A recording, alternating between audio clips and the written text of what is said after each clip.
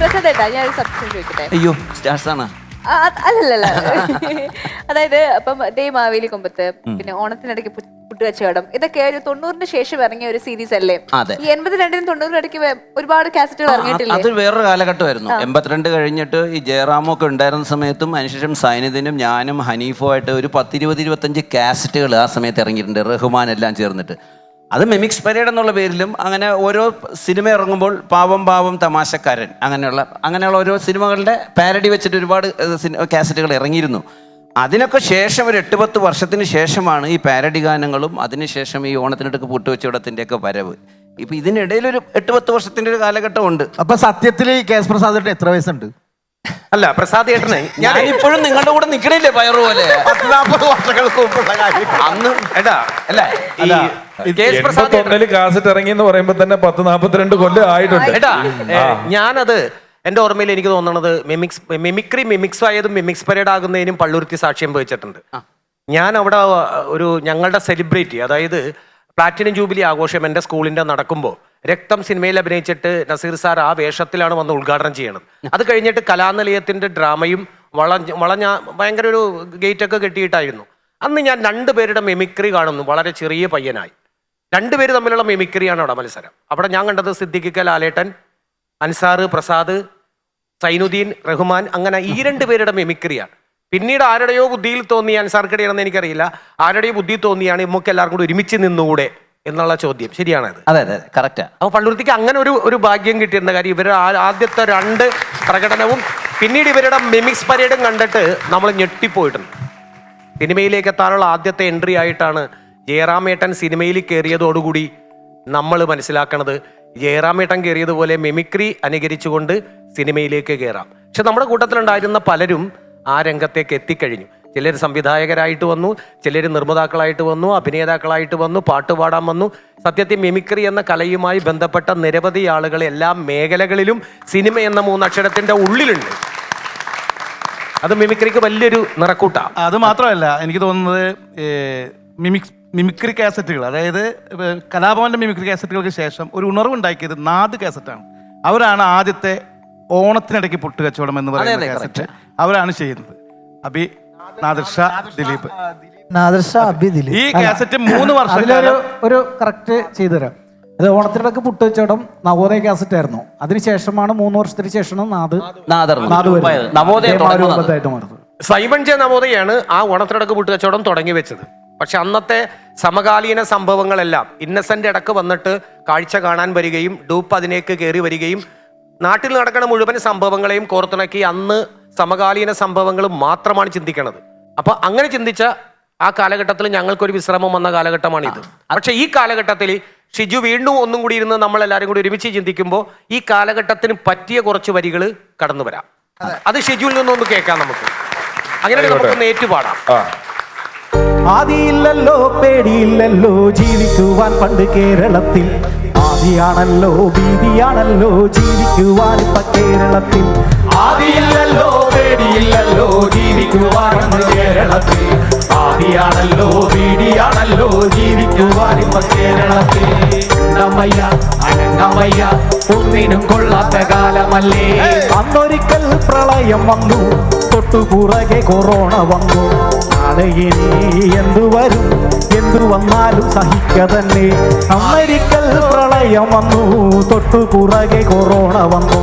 നാളെ ഇനി എന്തു വരും, എന്തു വന്നാലും സഹിക്ക തന്നെ. ആദിയില്ലല്ലോ പേടിയില്ലല്ലോ ജീവിക്കുവാൻ പണ്ട് കേരളത്തിൽ. ആദിയാണല്ലോ പേടിയാണല്ലോ ജീവിക്കുവാൻ കേരളത്തിൽ. അനങ്ങമയ്യ ഒന്നിനും കൊള്ളാത്ത കാലമല്ലേ. മുട്ടോളം മുടി നീട്ടിയൊരുത്തി പോകണ കാണുമ്പോൾ എന്തു ചന്തം. മുട്ടോളം മുടി നീട്ടിയൊരുത്തി പോകണ കാണുമ്പോൾ എന്തു ചന്തം. പിന്നാലെ ചെന്നങ്ങ് നോക്കിയപ്പോ താടി വളർത്തിയ ആണൊരുത്തൻ. കാലം മാറി കോലം മാറി ഇപ്പൊ ആണേത് പെണ്ണേതെന്നാർക്കറിയാം. ആദിയാണല്ലോ പേടിയില്ലല്ലോ ജീവിക്കുവാൻ പണ്ട് കേരളത്തിൽ. ആദിയാണല്ലോ ഭീതിയാണല്ലോ ജീവിക്കുവാൻ കേരളത്തിൽ. കമ്പനിയിൽ MD-യാകാൻ എന്നെ പഠിക്കുവാൻ പോയൊരുത്തൻ.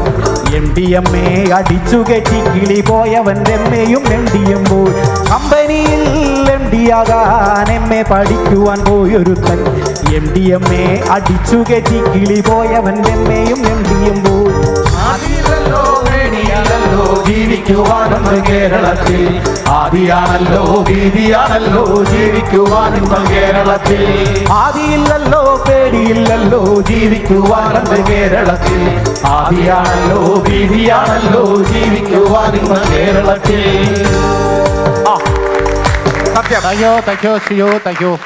ആദ്യം വേദിയൊക്കെ കൂടിയാണല്ലേ. അതല്ല, ഏത് കാലഘട്ടത്തിലും നമുക്ക് കേരളത്തെ കുറിച്ച് പാടാൻ പറ്റുന്ന ഒരു ഗാനമാണ്. അതാണ് ഇതിന്റെ ഒരു പ്രത്യേകത. അതെ അതെ, നാടൻപാട്ടാണ് കൂടുതൽ ഇങ്ങനെയുള്ള കാര്യങ്ങൾക്ക് ഉപയോഗിക്കാൻ ഏറ്റവും നല്ലത്. ഒരേ താളത്തിൽ ഇങ്ങനെ കിടക്കും, ഋതം ഉണ്ടാവും. അല്ല, പൊതുവെ ആൾക്കാർ പറയും പാട്ടിനെ വികൃതമാക്കുന്നവരാണ് മെമിക്രിക്കാരി, ഇപ്പൊ പാരഡി എഴുതുന്നവരെന്നാണ്. വികൃതമല്ല, സത്യത്തിൽ അതിനൊരു ഭംഗി. ആരാ സത്യം പറഞ്ഞത്?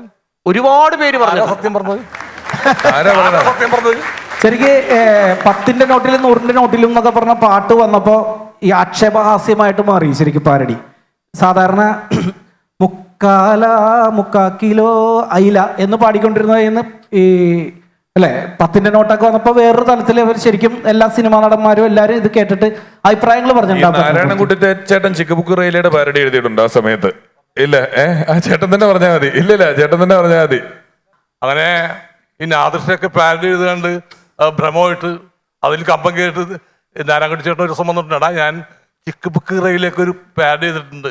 അപ്പൊ എന്താന്ന് വെച്ചപ്പോ ചിക്ക് ബുക്ക് റെയിലേ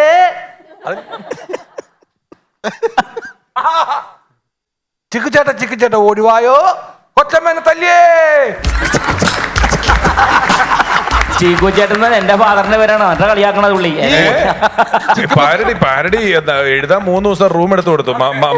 മമ്മി സെഞ്ചുറി ചേട്ടൻ ഒരു റൂം എടുത്തു കൊടുത്തു. 3 ദിവസമായിട്ട് ആരും പാരഡി ഒന്നും എഴുതിയിട്ടില്ല. പുള്ളി ഒന്ന് നോക്കിയപ്പോ വെള്ള പേപ്പർ വെച്ച് എല്ലാവരും കിടന്നിറക്കുക. എന്തത് നിങ്ങക്ക് പാരഡി എഴുതാ റൂം എടുത്ത് എന്റെ പൈസക്ക് ഭക്ഷണം കഴിച്ച് കിടക്കണല്ലാണ്ട് ആരും ഒന്നും എഴുതിയില്ലോ.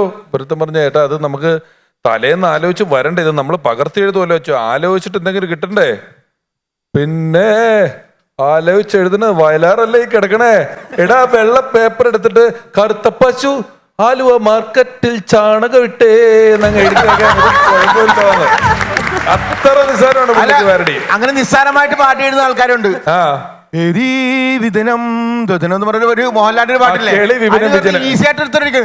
പോലീസ് വരുന്നേ ഓടിക്കോ, അതും മാവേലിനെ കുറിച്ച് മാവേലിനെ കുറിച്ച് ചിക്കുബുക്ക് മാവേലിയുടെ പാടിയിട്ടുണ്ട്. ഓണത്തിനെത്തിയ മാവേലിയേ ഓലക്കൂടെ പിടിച്ചെന്ന് വരുന്നത് സ്റ്റൈലേ പപ്പടം പഴം കാച്ചു കൊടുക്ക് ഓണസദ്യ കഴിക്കണ്ടേ. അത് ഒരുത്തൻ ഈ മെഹർബായിക്ക് പറവൂർ രാജേഷേണ് ഒരു കൂട്ടുകാരൻ എഴുതി കൊടുത്തൊരു പാരഡി ഉണ്ട്. ഒന്നാമത് നെഹ്റു പ്രധാനമന്ത്രിയായിരുന്നു, പ്രസിഡന്റ് അല്ലായിരുന്നു. എന്നിട്ടും നെഹ്റുവാ ആദ്യത്തെ പ്രസിഡന്റ് നെഹ്റുവാ, 10 കൊല്ലം ഇന്ത്യ ഭരിച്ച ആള് നെഹ്റുവാ, ഹോയ് 10 കൊല്ലം ഇന്ത്യ ഭരിച്ച ആള് നെഹ്റുവാ. വെള്ളക്കാർ പോയി കൊള്ളക്കാർ വന്നു, അവരെ തുരത്തു, ഗാന്ധിജി വന്നു, ഗാന്ധിജി നമ്മുടെ രാഷ്ട്രപിതാവാ ബാപ്പുജി. അതിന് വേറെ വരികയുണ്ട്. ഇന്നത്തെ മന്ത്രി മറുനാട് ഭരിക്കും, കിട്ടണതൊക്കെയും കൈയിട്ട് വാഴും, പണ്ടത്തെ നമ്മുടെ നെഹ്റു ആണെങ്കിലോ നോ പ്രോബ്ലം.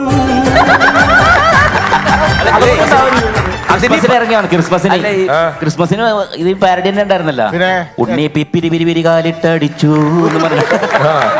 നേരത്തെ പറഞ്ഞതുപോലെ എന്ത് വരികളും കുത്തിക്കുറിക്കുക എന്ന് പറയുന്നത് പാരഡിയല്ല.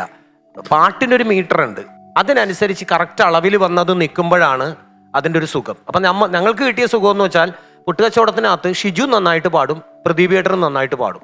ഇവർക്ക് പാട്ടിന്റെ അളവും എവിടെ നിന്ന് പിടിക്കണമെന്നും കറക്റ്റായിട്ട് അറിയാം. ഈ വരികളിലേക്ക് സംഭവം എത്തിച്ചിടലായിരുന്നു ബാക്കിയുള്ളവരുടെ ധർമ്മം. അതിനകത്തൊരു സ്റ്റോറി ഉണ്ടാവും. സ്റ്റോറി ഉണ്ടാവും, കഥയും ഉണ്ടാവും, തിരക്കഥയും ഉണ്ടാവും. അതിൻ്റെ ഇടയിൽ ഈ ഇന്നസെന്റ് പോലെ സംഭാഷണവും വന്ന് കയറും. അപ്പൊ അത് പാട്ട് പാടാൻ അറിയാത്തവർ പാരഡി എഴുതുമ്പോഴും ഈണം കിട്ടാത്തവർ എഴുതുമ്പോഴുമാണ് ചിലപ്പോൾ കയ്യിൽ നിന്നൊക്കെ ഒപ്പിച്ച് നമ്മൾ ഇടണത്. പക്ഷെ അങ്ങനെ ഞങ്ങൾ എഴുതിയ പാട്ടുകളിൽ ഓണമായതുകൊണ്ടും ഉത്രാടമായതുകൊണ്ടും തിരുവോണമായതുകൊണ്ടും പൊന്നിച്ചിങ്ങ് മാസത്തിലെ പൊന്തിരി പോണം കാത്തുകാത്തിരുന്ന് വന്നണഞ്ഞതുകൊണ്ടും കേട്ടിരിക്കുന്ന ആളുകളുടെ മുമ്പിൽ അദ്ദേഹം എഴുതിയ ആള് നമ്മളെ വിട്ട് വേർപിരിഞ്ഞു പോയി. BR പ്രസാദ് ആയിരുന്നു. BR പ്രസാദിന്റെ മനോഹരമായ വരികളാണത്. ഒന്നാങ്കിളി രണ്ടാങ്കിളി പൊന്നാങ്കിളി മാവിന്മേൽ എന്ന് മനോഹരമായി അദ്ദേഹം എഴുതി വെച്ച് പ്രിയദർശൻ സാറിന്റെ പടത്തിൽ അല്ലേ.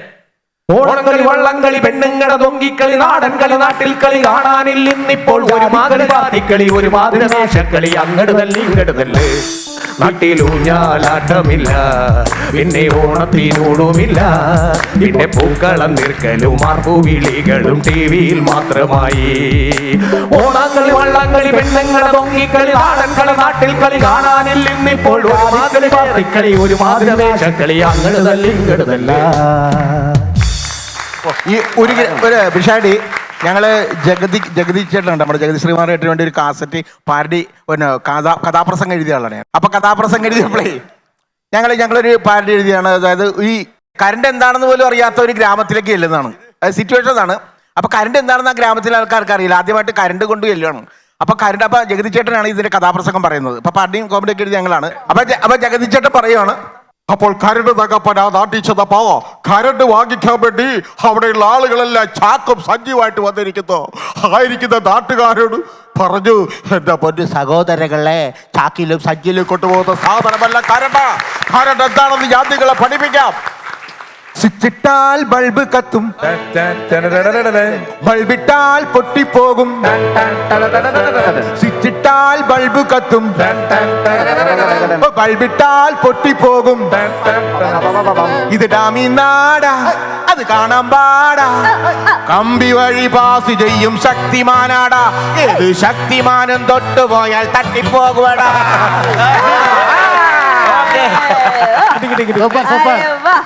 ഈ പാരഡി കേട്ടപ്പോളേ ഞാൻ വീടിന്റെ അടുത്തുള്ള ഒരു പുള്ളിക്കാരന്റെ കാര്യം ഓർത്ത് പോയി. അപ്പോൾ ആളിതുപോലെ വരി ഇങ്ങനെ ഒപ്പിച്ചിങ്ങനെ വെറുതെ പാടിക്കൊണ്ട് നടക്കുന്ന ഒരാളാണ്. ചിലപ്പോൾ ഇവരുടെയൊക്കെ പാട്ട് കേട്ടായിരിക്കും ആള് പാടിക്കൊണ്ടിരുന്നൊരു പാട്ടേ, ഇന്ന് എനിക്ക് കഞ്ഞി കുടിക്കാൻ അച്ഛൻ ചാലിച്ച ചമ്മന്തി, ഇന്ന് എനിക്ക് പുട്ട് തിന്നാൻ അമ്മ ഇണക്കിയ ഗ്രീൻ പീസ്.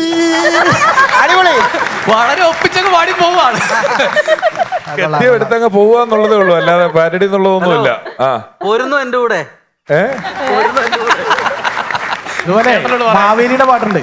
ആ ഓലക്കൂട ചൂടി വരുന്നു വേലി മാവേലി.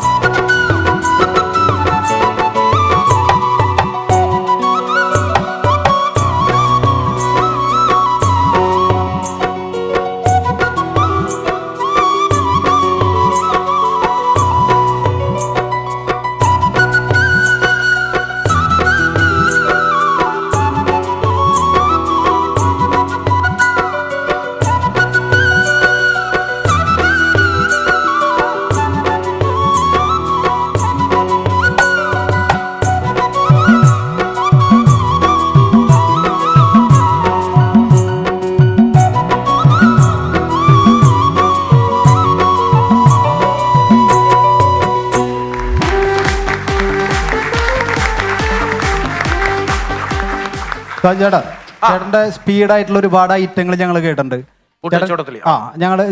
ഞങ്ങൾക്ക് വേണ്ടിട്ട് ഏതെങ്കിലും ഒരു ഐറ്റം അതിൽ അവതരിപ്പിക്കോ?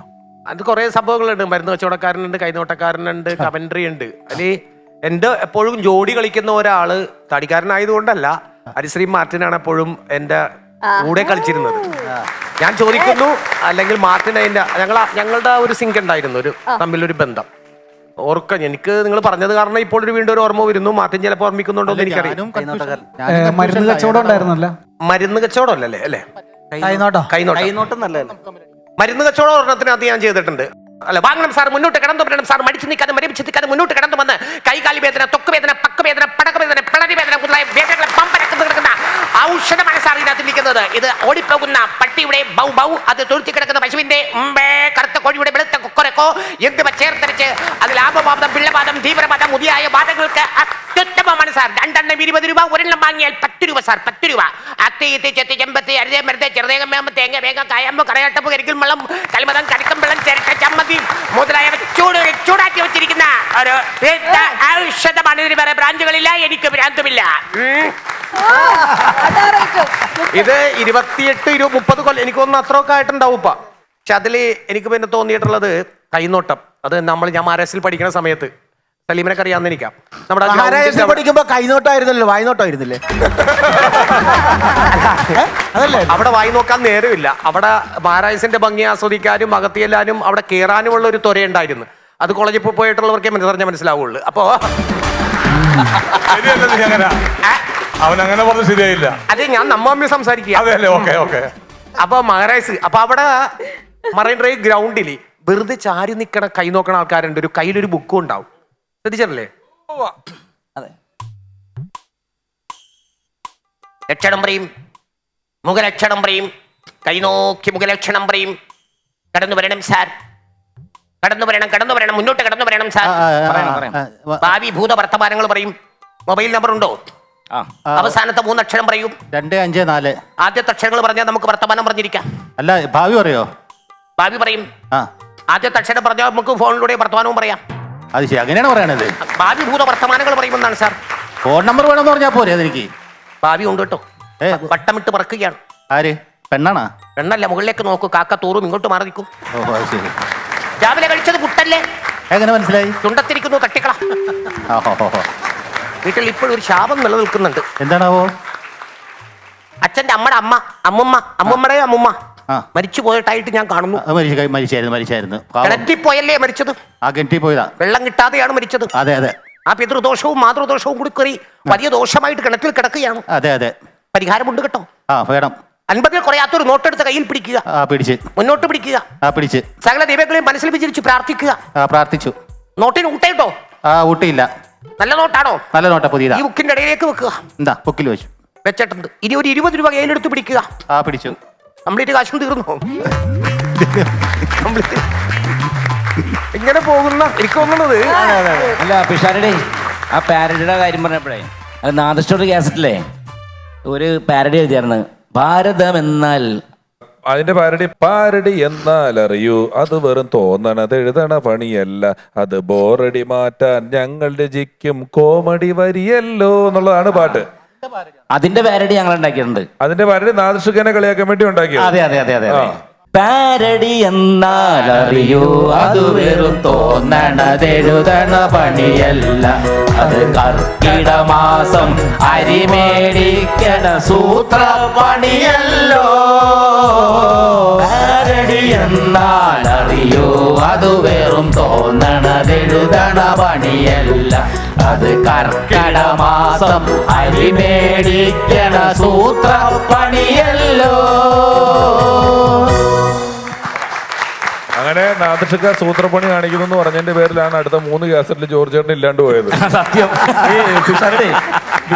ആദർശ പാരഡി അത് കറക്റ്റ് മീറ്റർ ഉപയോഗിച്ച് കറക്റ്റ് മീറ്ററിൽ വേർഡുകൾ വയ്ക്കും. അതിനകത്ത് ടൈറ്റാനിക് അതൊരു പാട്ടുണ്ടായിരുന്നു, നാഷയുടെ പാട്ട്, ഈ സിനിമാ താരങ്ങളുടെ പേര് വെച്ച പാട്ട് കേട്ടല്ലേ? മമ്മൂട്ടി, മോഹൻലാൽ, മമ്മുക്കോയ, ജയറാം, ജഗദീർ സഭമ.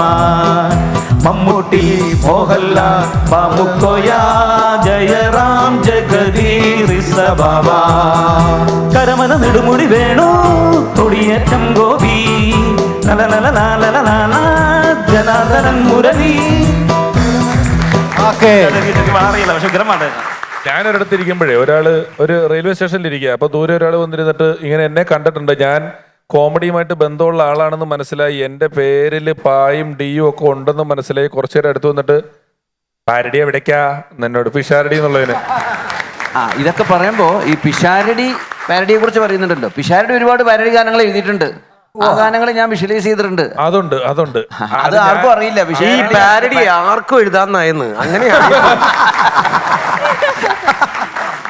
അത് എന്റെ കാലൊടിഞ്ഞപ്പോഴല്ലേ? അതെ, കാലൊടിഞ്ഞ് കിടന്ന സമയത്ത്. എന്റെ കാലൊടിഞ്ഞ് കിടന്ന സമയത്ത് കാണാൻ വന്നു പ്രസാദ് ഏട്ടൻ, എന്നെ കാണാൻ വന്ന് കാലൊടിഞ്ഞ് കിടക്കുക. നാളെ മറ്റന്നാളെ ഷൂട്ടിംഗ് ഉണ്ടാ, ഷിജു പാരഡി എഴുതി തരാന്ന് പറഞ്ഞിട്ട് അവൻ തരുവോ എന്തോന്നൊക്കെ ചോദിച്ചപ്പോ ഞാൻ പറഞ്ഞു, ഷിജു ചേട്ടന് പാരഡിക്ക് എത്ര രൂപ കൊടുക്കുന്നതെന്ന് ചോദിച്ചു. ചേട്ടന് അപ്പൊ പറഞ്ഞു ഇത്ര രൂപ കൊടുക്കുന്നതെന്ന് പറഞ്ഞു. 100 രൂപ കുറച്ച് തന്നാൽ മതി, ഞാൻ എഴുതി തരാന്ന് പറഞ്ഞിട്ട് എന്നിട്ട് അത് എന്നെ കൊണ്ട് തന്നെ പാടിച്ചു. എന്നെ കൊണ്ട് നിങ്ങളെ പാടിയാ. ഞാൻ പക്ഷെ കിടന്ന കിടപ്പിന് കാലൊടിഞ്ഞ് കിടക്കുമ്പോ എനിക്ക് ചില്ലറ ഒരു പാട്ടിന് 350 രൂപ കണ്ട് വെച്ച് ഞാൻ 8-10 പാരഡി പാട്ട് എഴുതി കൊടുത്ത്. എന്നിട്ട് അത് പ്രസാദന്റെ പരിപാടിയിൽ വരികയും ചെയ്തിട്ടുണ്ട്. മാത്രമല്ല, ഈ ഓണ സമയം ആയിക്കഴിഞ്ഞാൽ ഷിജു അഞ്ജുവിനെ കാണൂല. പുള്ളി കംപ്ലീറ്റ് ഓണത്തിനടുക്ക് പൂട്ടുവച്ചോടായിട്ട് പോകില്ല. അവ 1.5 മാസത്തെ ഗ്യാപ്പ് ഉണ്ട്, അവിടെയാണ് പുള്ളി മുങ്ങണത്. അതിലെ ഒരു പാരഡി രണ്ടുപേരും എനിക്ക് ഓർമ്മയുണ്ട്. ഒരു ഭക്തിഗാനത്തിന്റെ പാരഡിയാണത്. ഏതാ? നീളൻ നീളൻ പനയുടെ മുകളിൽ നീ കയറും രാജപ്പ, നീ ചെത്തുന്ന കള്ള് കുടിക്കാൻ നിരവധിയെത്തും സായ്പന്മാർ. പിഷാരടി പാരഡി എഴുതി കഴിഞ്ഞ ശേഷമാണ് ആ കാലൊടിഞ്ഞത്.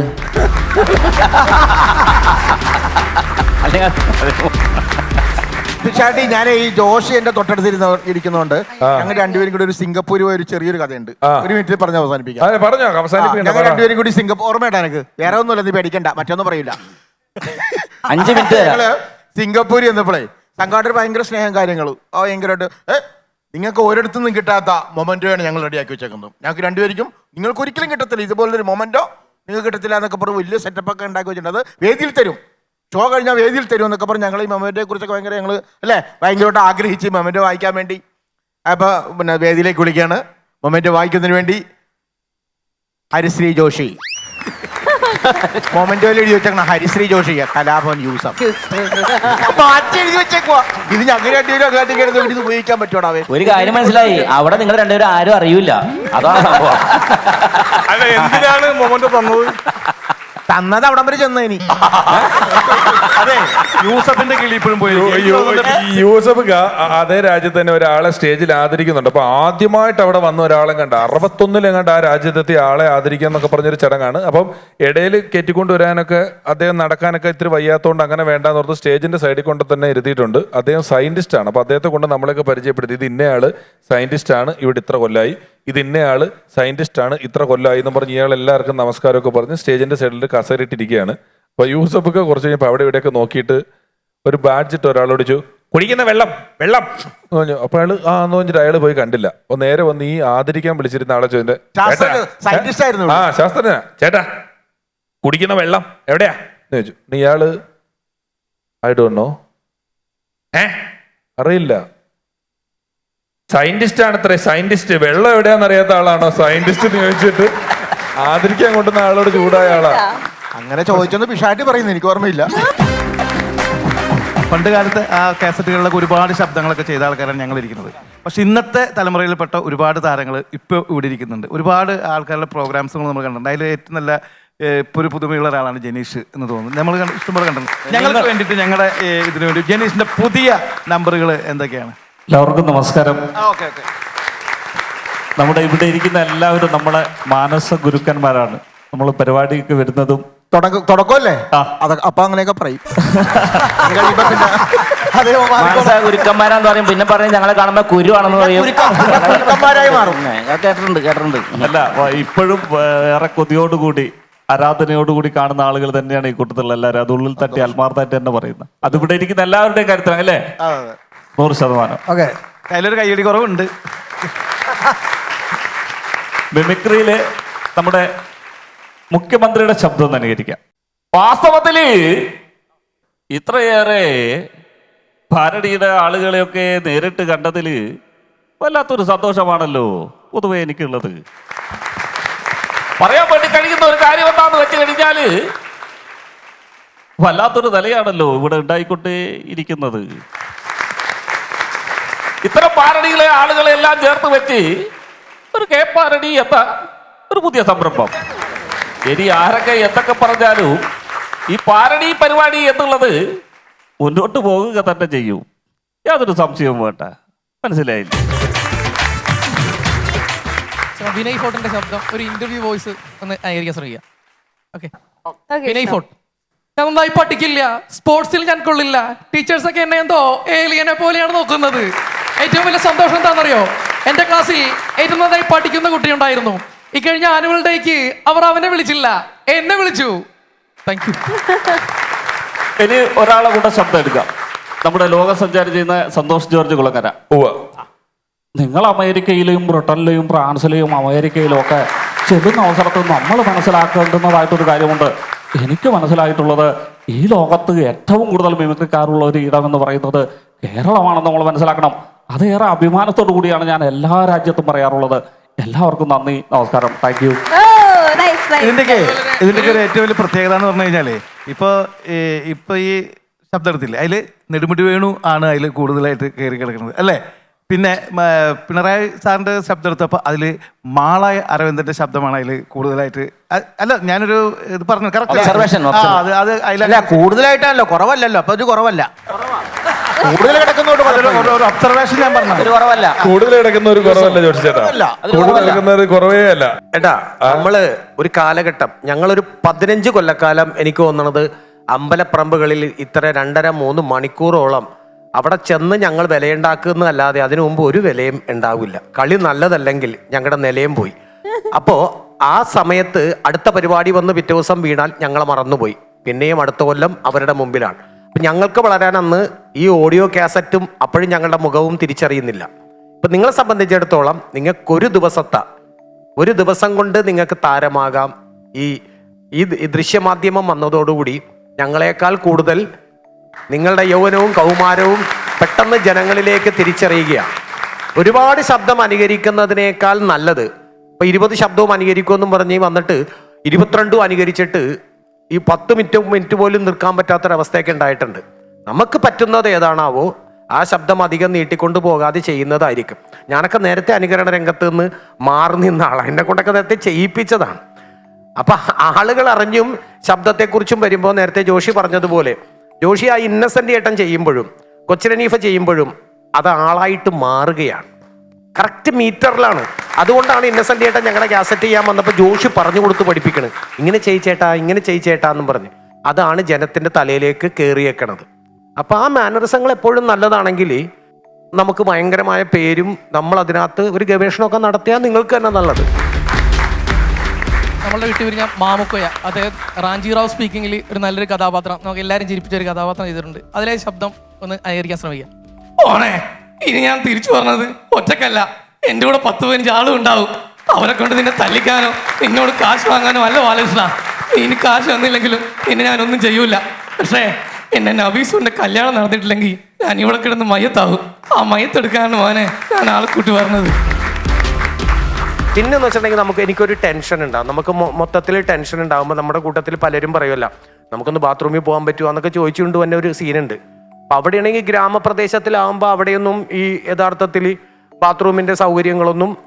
സാഞ്ചേട്ടൻ ഒരു പയ്യനെ കറങ്ങിക്കൊണ്ട് പോയി, അങ്ങനെ തന്നെ പറയാം. സാഞ്ചേട്ടന് വയറിന് നല്ല കംപ്ലൈന്റ് ആയിട്ട് അവിടെ ബാത്റൂമും സൗകര്യമൊന്നും ഇല്ലാണ്ട് ഒരു പയ്യനെ കറക്കിക്കൊണ്ട് പോയി.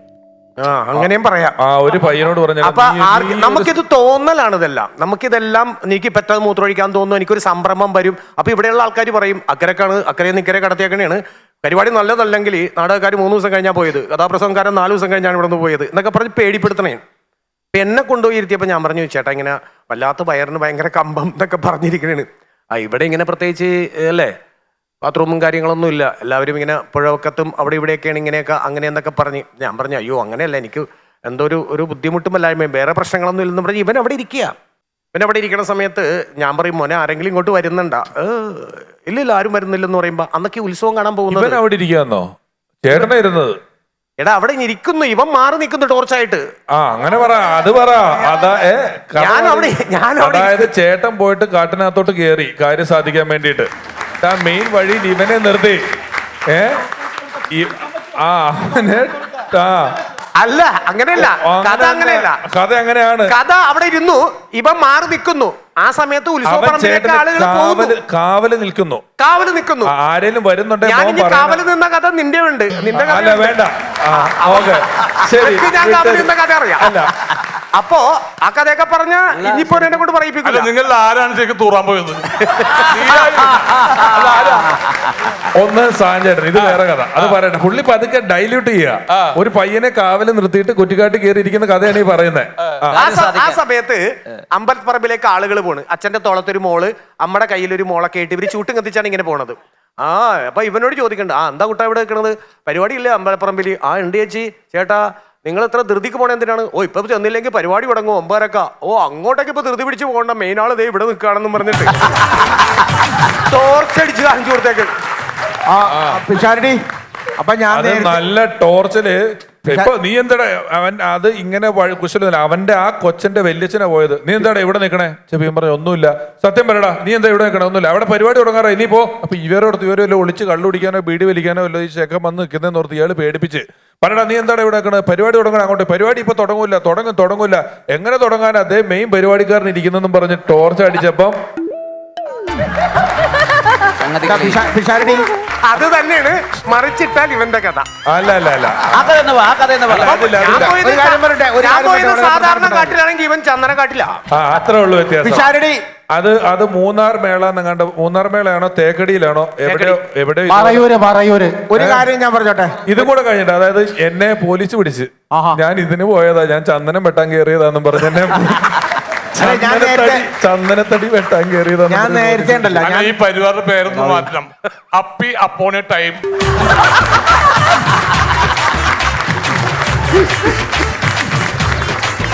പക്ഷേ ഇപ്പോഴൊന്നും ഒരിക്കലും ഒരാളും പറയേയില്ല, നമ്മളൊന്നും അങ്ങോട്ട് അവസ്ഥയ്ക്ക് പോവുകയില്ല. കാര്യം എന്ന് വെച്ചാൽ നാട്ടുമ്പുറം നന്മകളാൽ സമൃദ്ധമാണ്. ഇനി ഒന്നും പറയണ്ടേട്ടാ, ചേട്ടന്റെ നന്മ ആ നാട്ടിൽ ഇപ്പോഴും മനസ്സിലാക്കുന്നുണ്ട്, അവരുടെ മനസ്സിൽ ഇപ്പോഴും ഉണ്ട്. അതെ, പ്രസാദേട്ടൻ പറഞ്ഞില്ലേ ലാൽ സാറ് പെണ്ണിന് ശബ്ദം വരുന്നെന്ന്. അതെ. സിദ്ദിഖ് സാറ് പറഞ്ഞാല് എങ്ങനെയുണ്ടെന്ന് ഞാൻ ശ്രമിക്കാന്ന് പറയായിരുന്നു.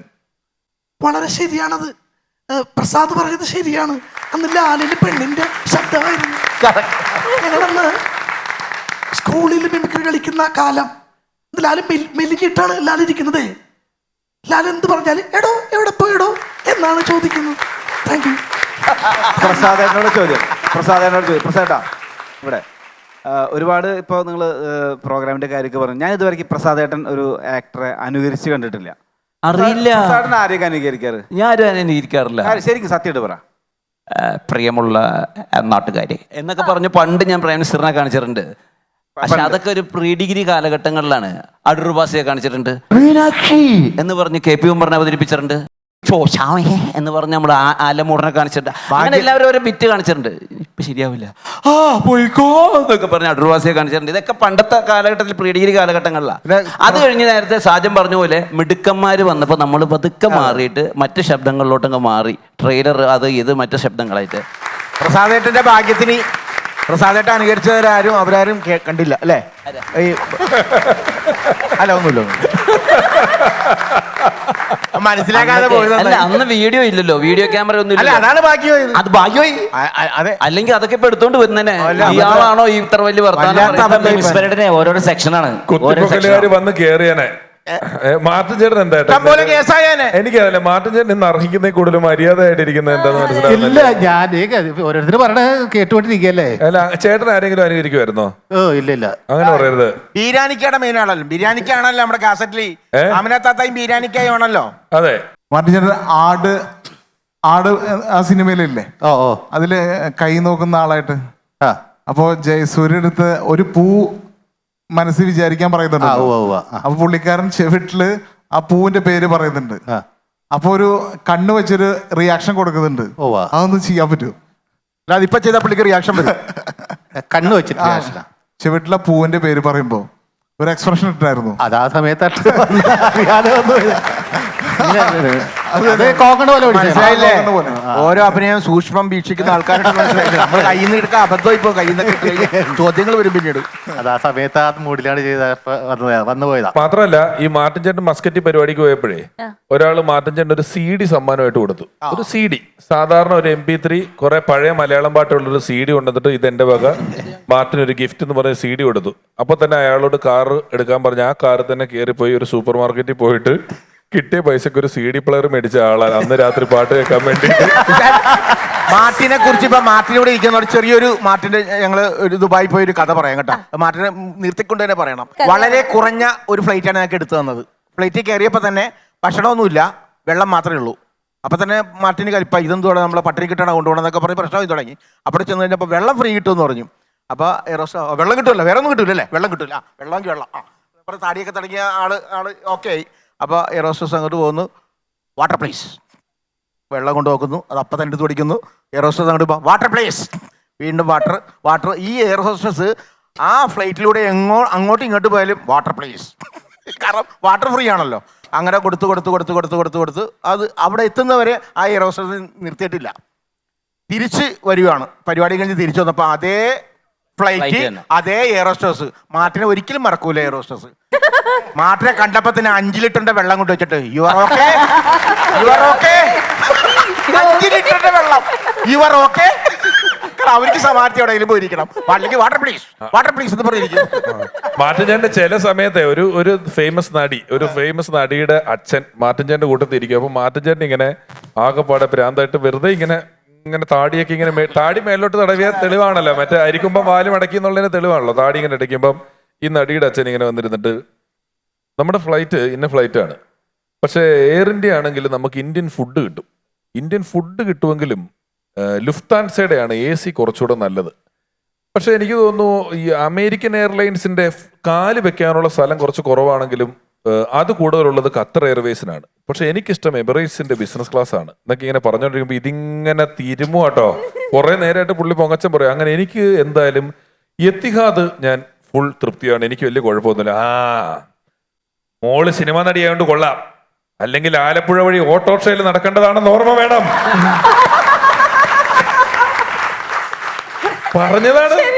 പറഞ്ഞതാണ് തിരുത്തട്ടെ. അല്ലെങ്കിൽ ഞങ്ങളെ എന്നെ പോലത്തെ ആർട്ടിസ്റ്റുകൾക്ക് ഒരിക്കലും ബിസിനസ് ക്ലാസ് ഒന്നും ആരും എടുത്തു തരാറില്ല.